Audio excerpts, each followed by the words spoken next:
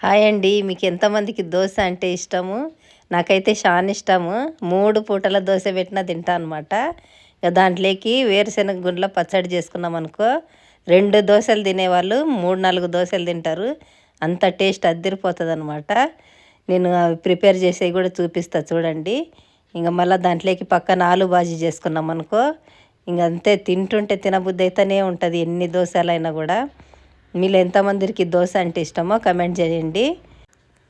దోశ అంటేనే ముందుగా మా ఇంట్లో వేరుశెనగ గుండ్ల పచ్చడి చేసుకుంటాం అన్నమాట మేము.